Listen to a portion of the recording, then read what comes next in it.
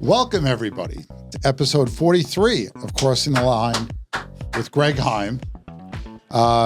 It's good to be back in the studio here. Yeah. I had hip replacement exactly 2 weeks ago, and now I'm jumping all over it now. I'm doing very well. It's just the pain. So if I cry during the podcast, it's not because I'm sad about the economy. Wait, you're a pain or it's a pain? I'm just checking. Yeah. One I don't care so much about. The other one, affects me more directly. As you may have guessed, Lisa Ray Castrigno is here.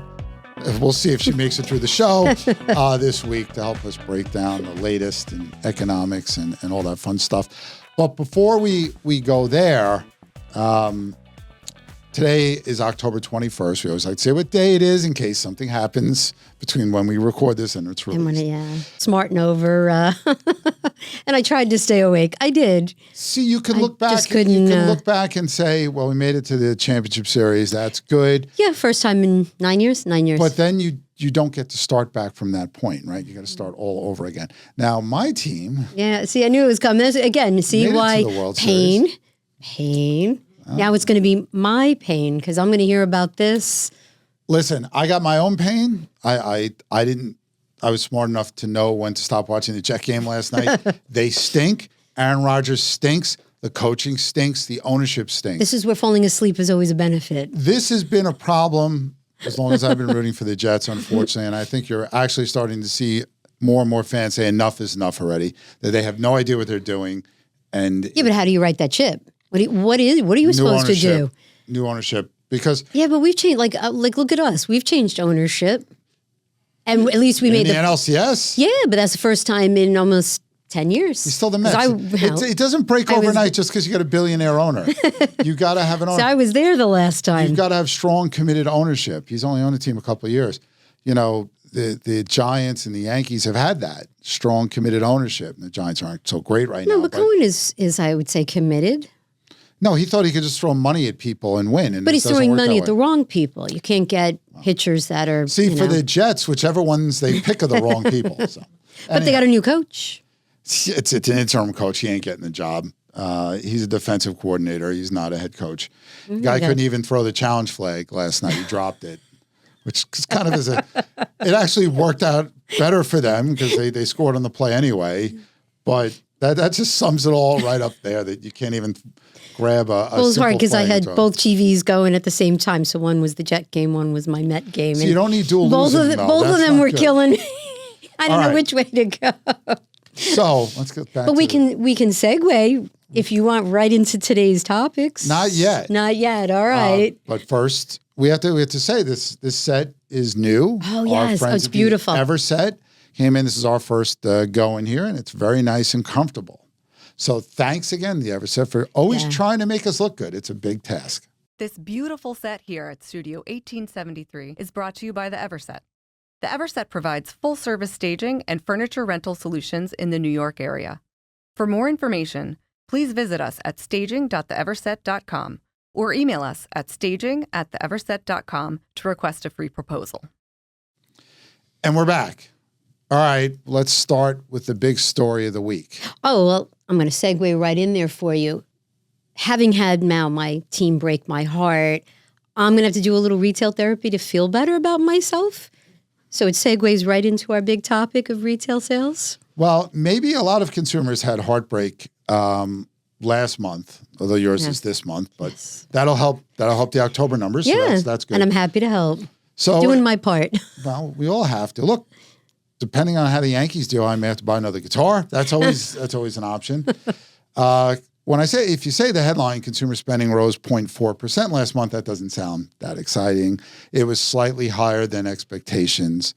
So that's good. Now, we focus on consumer spending because that's basically 70% of GDP is the stuff we all buy. Right. You know, the clothes you buy, the guitars I buy, and whatever Ray and Lena buy. I don't know.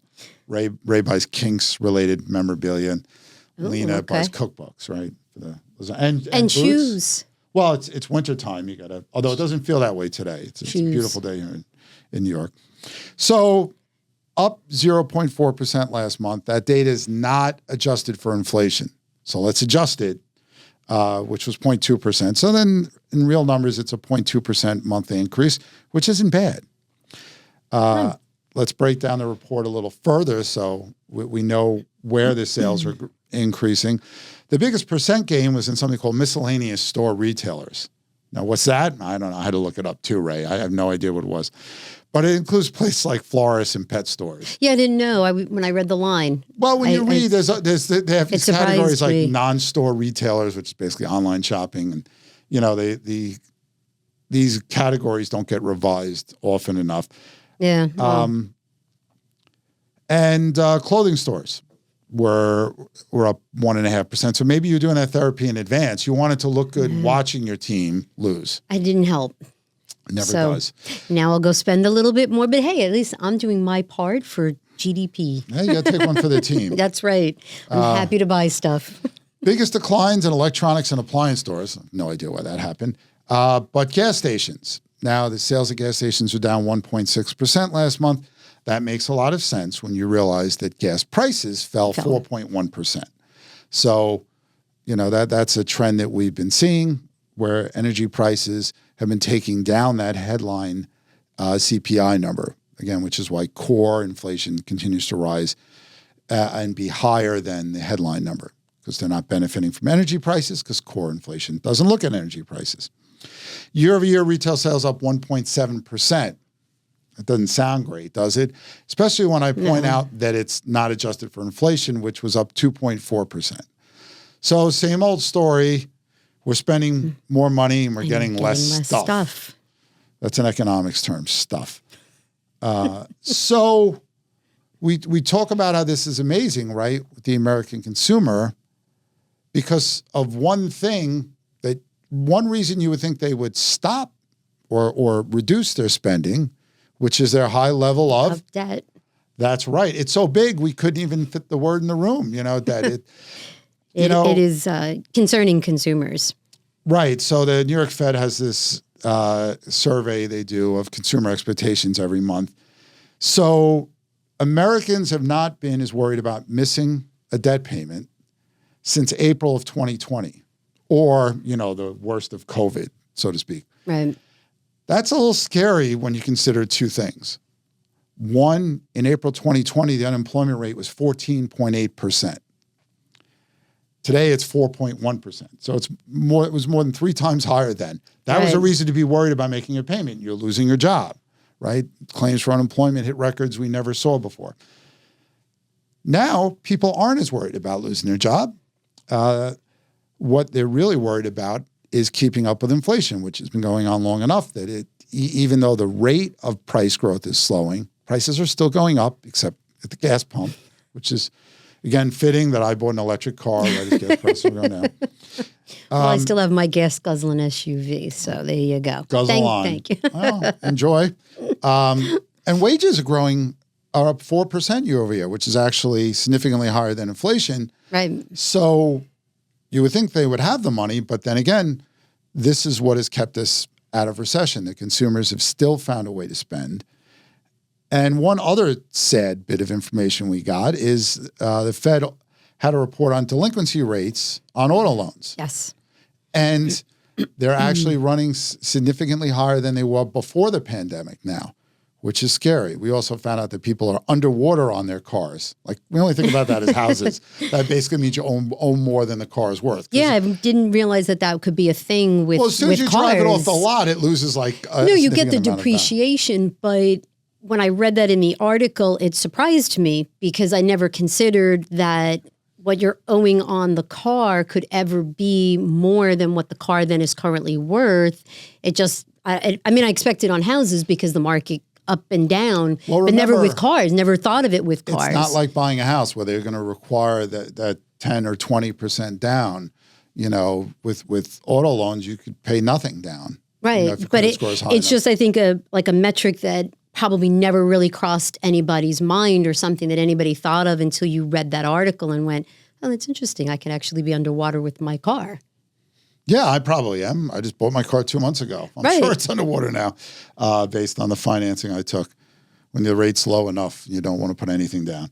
Right. But this goes, again, to the mindset of the American consumer who's having a hard time, worried about paying the bills at a time when the economy, by so many ways, is doing phenomenally. Low unemployment rate, hiring was phenomenal last month. The stock market keeps setting records. All of these conditions, but of course, with an election looming in a couple of weeks, nothing seems happy because everybody's got to point out on either side how bad things are so they can make it better. You know, people don't run on a happy platform like everything's great, I'm going to keep it that way. It's like, no, I'm better than that. So, it's a lot going on. And look, we've managed to stay out of recession longer than most people thought, including myself. Yeah. Everybody's celebrating this soft landing. And again, that's when the Fed gets inflation down but doesn't cause a recession.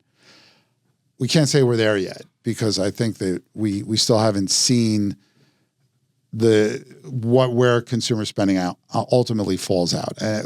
Because this is how much longer can this go on? And we're going to have a little more on this. And what's another thing that will make you shake your head a little bit. But before we do that, we have to take another break for our sponsor, CrossCountry Mortgage, our good friends who, again, picked the name very close to the name of this show. So we like them even that much more. So we'll be right back after this message. Calling all real estate investors. I'm Scott Nadler, VP of Mortgage Lending at CrossCountry Mortgage, and it's time to level up your portfolio. Whether you're a seasoned pro or making your first investment, I'll find the right financing to maximize your returns. From single-family homes to multi-unit properties, I'm here to help you crush your investment goals. Ready to grow? Let's connect today and make it happen. All right, so we're back, and we teased a little that we had a little bit more about consumer spending. So what are we going to talk about now? Well, the next season coming up, holiday spending. Right, So we're high debt, and now we're coming upon the holidays. Right, and I'll get you the list of things I want for the holidays. And I'll be happy to not buy a single thing on there. No, you will. But feel free to send the list. I'm recovering from major surgery, so I'll talk to your mother. She'll make sure you get me. She sent you a nice little card to get well. She did. Thanks, Lucy. I hope you're watching the show. She does. Actually, Mom is a fan. Well, who isn't at this point, right, Lena? I mean, come on. We've shoved this down people's throats long enough. They've either just succumbed to the power of it, or they just really have learned to love it. So, yes, the National Retail Federation, you probably get their monthly newsletter, I'm sure. I'm a board member, card carrying. has come up with their estimate of holiday spending this year. And yes, it's going to be a record. It shocked me. They have it in a range, but it's about $980 billion. That might keep you happy around Christmas time, right? Yes. To get that much in gifts. Yes. Well, we don't really have any budget for gifts, so it doesn't matter what they cost. So they're going to spend almost $1 trillion. Consumers already have $1.14 trillion in credit card debt already. Right. It's still very high rates. Now they'll work their way down, but they're still very high. And so can I interrupt and ask that question? Are people banking on, do you think, that with the Fed moves, and I know we'll get to the Fed after, but what the Fed has already done, do you think people are banking on it being cheaper, and so they're anticipating being able to spend that money? I think that's part of it. One of the things we found out once President Biden announced he was going to start waiving student loan debt is before any of it was waived, people went out and spent the money. Spent that money. Right, which then got tied up in the court system. Now it seems like it may last. Right, and then it catches up with you, because when I was reading the article, that was my first thought, was that maybe people are anticipating it being cheaper so I can go ahead and spend. I also think people think this is an obligation, right? You want to buy your family, holidays, your loved ones, your significant other gifts. You don't want to seem like a Scrooge. I think that's part of it. You do it every year. It's almost like taking a family vacation. It's become harder for people, but maybe they adjust. Maybe you don't go here, you go somewhere drivable, whatever. You adjust your plans so you still get a vacation maybe. But 8% more than a year ago, the average consumer is expected to spend just under $1,800 on holiday spending. Right, it's a lot. I can't even buy a good guitar for that anymore. And it's not like anybody's going to buy it for me. Maybe we could set up a GoFundMe for Greg's holiday guitar. So here's where it gets like a little head scratching.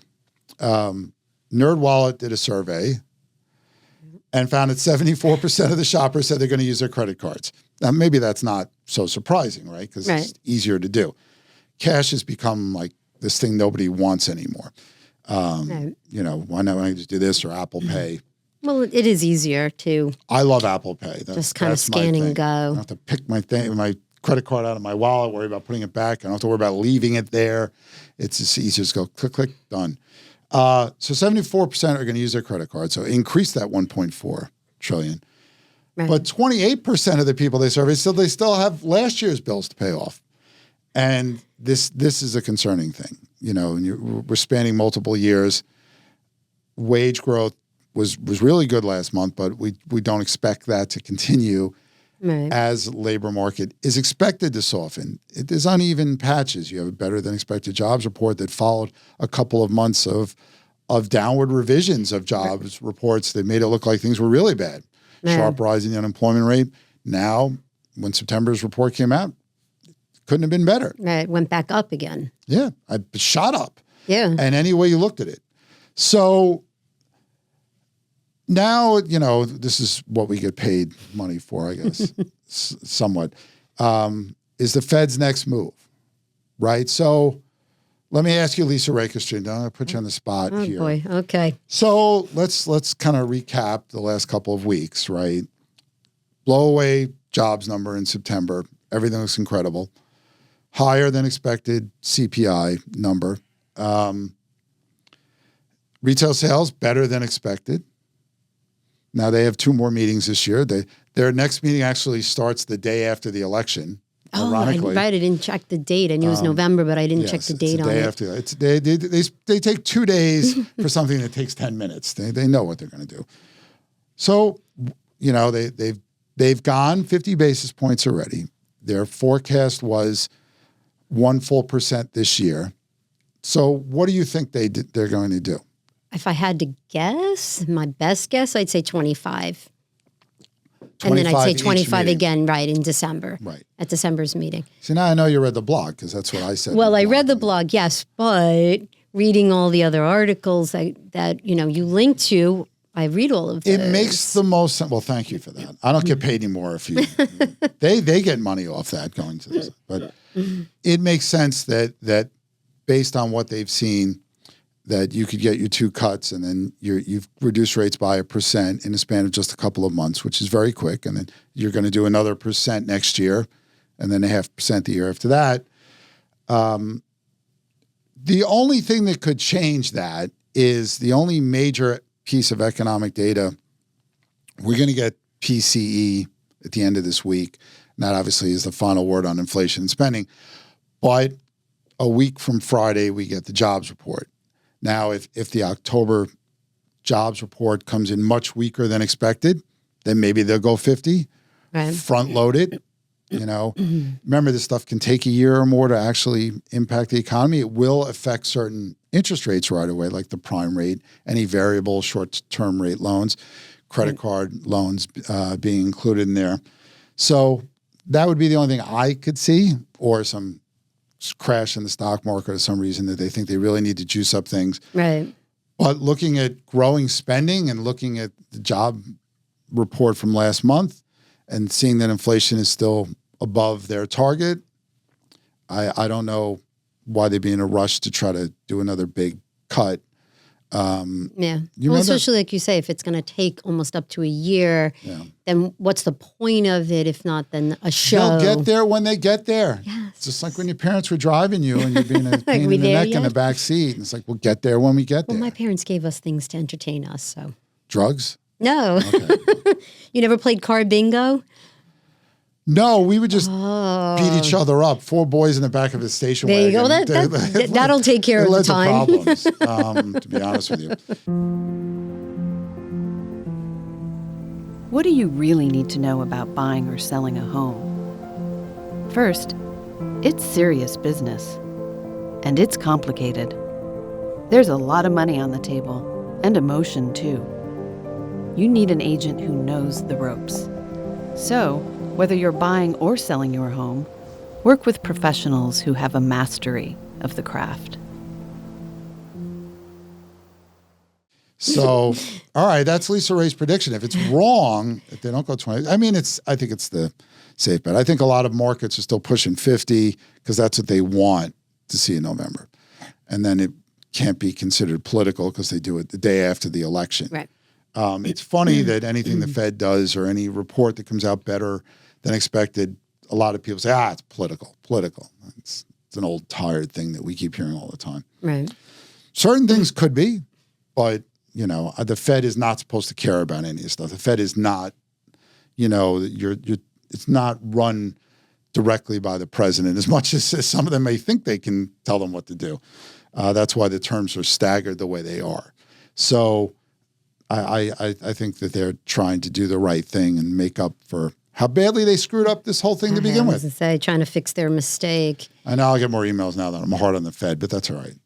They did kind of bring that on themselves. They did because their own policies or lack thereof. They didn't read my blog. Had they read my blog they would have known. Gone to business school, they would have realized you can't increase the money supply by 40% and not have inflation. All right.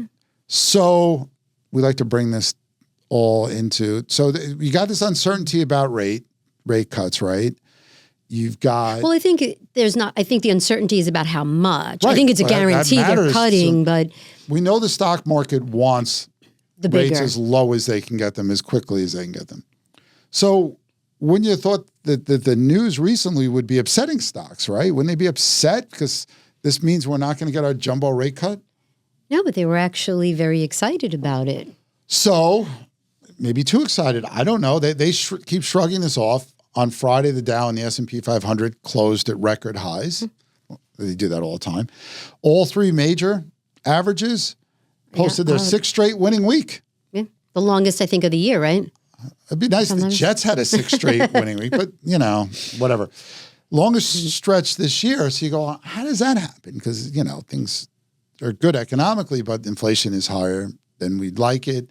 Consumer spending is decent, so the Fed may not be feel the urgency to make a big cut. Well, as stock people would say if they were here, none of that stuff matters. It's all about earnings. And 75% of the S&P 500 companies that have reported third quarter earnings have beat expectations. So that will literally cancel out any other news that you will find, because at the end of the day, stocks are about how companies are doing. Not necessarily how the economy is doing. I know that goes hand in hand sometimes, but that's really good news, though. Yeah, it's good news for housing markets because it's more money in people's pockets. It's good news here in New York City for the economy. Wall Street bonuses will be nice and fat for this year. That's good. Good for them. Maybe buy some apartments from us. That'll make us feel better. The shameless plug, but they do. We do work for Brown Harris Stevens, the greatest real estate firm. Absolutely. In the world, in the history of mankind. Absolutely. And in the future. So, unfortunately, I have to close at the bad news of the week. Well, bad. And it wasn't the Mets losing. Let's be honest. That was to be expected. I knew that was coming. I knew you were going to dig at me one more time. Why not? What other fun can I have here? Ray and Lena are too nice. They didn't insult me on air, so I and they won't make fun of my Mets. So they make fun of themselves.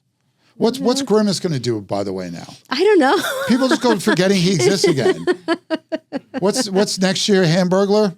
Mary McCheese? Which one's it going to be? The Burger King guy? What are you going to pick?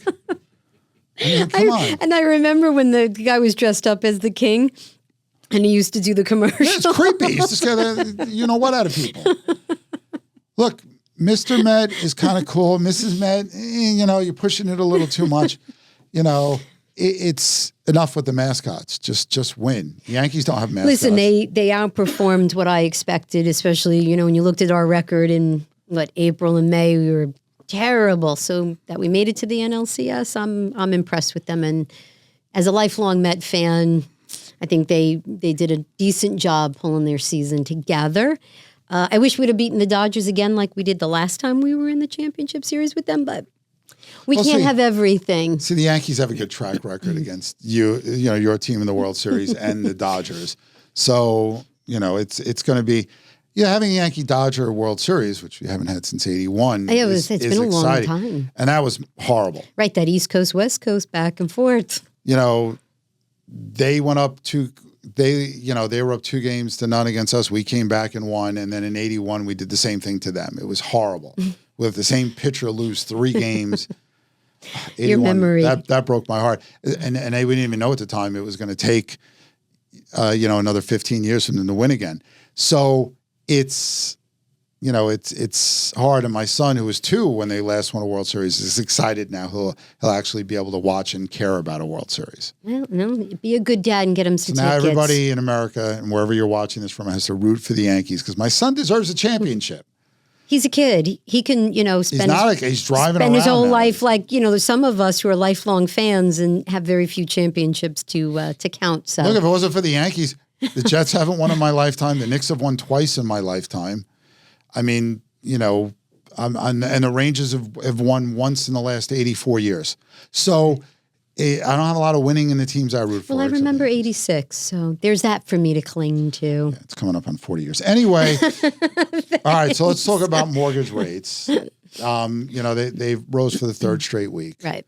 And for the reasons that we have mentioned, the jobs report, when it came out, the September jobs report drove rates up by almost 0.5% right away, because the sheer magnitude of the increase in employment. But this is the 3rd straight week. They averaged 6.44%. That's the conforming mortgage rate, up from 6.32% the previous week. But more importantly, the end of September, we were in here high-fiving everybody because rates were just touching near 6%. Right. And we're like, oh, it's going to be in the 5s In the soon. 5s soon enough. Let's buy a house, even though we don't need one, just for the mortgage rate. But they're up, almost 0.4% since then, which is sad. But a year ago, mortgage rates were averaging 7.63%. So that is progress, right? Right? We got to progress, But remember, you look at the data, the September data that we've seen shows an economy that's running pretty hot. And that can change next month. Man. And the thing about this is we say it all the time, any better than or worse than expected bit of data is going to move mortgage rates and move the stock market. That's just the way the world works. The one thing that we know, because our buddy Scott Nadler points it out when he's here, rates go up a hell of a lot faster than they go down. Then they go down, yeah. And that's something to remember. But again, if you're thinking about buying, talk to your professionals, get informed, get pre-qualified. You always want to make sure you're making the best decision for you. And being informed is the way to do that. And the rate can always change over time. You can always refinance. Remember, the inventory of homes for sale has been rising across most of the U.S., but it's still at pretty low levels. Yeah. So if you want to play the wait game with rates, you risk prices going up. If the other people buying don't wait, things can move pretty quickly. So obviously we're going to keep an eye on this, and we have the PCE number coming out at the end of the week, and then the jobs report after that. It's good. It's going to be busy. Well, it's good when they throw a lot of material in my lap for this show. I don't have to worry about how I'm going to fill the time or write It basically the writes itself. Well, I wish it did. Well, we'll start using AI to do that. We had fun calling my brother and torturing him and using different voices, using the AI. I forget the app you can use. You can have someone speak to somebody in anybody's voice. Oh, that is a little... Well, it's sometimes you're just bored. What are you going to do? Anyhow, well, that is a show. I want to also thank Canaletto, my favorite restaurant, for providing lunch to guests of the show.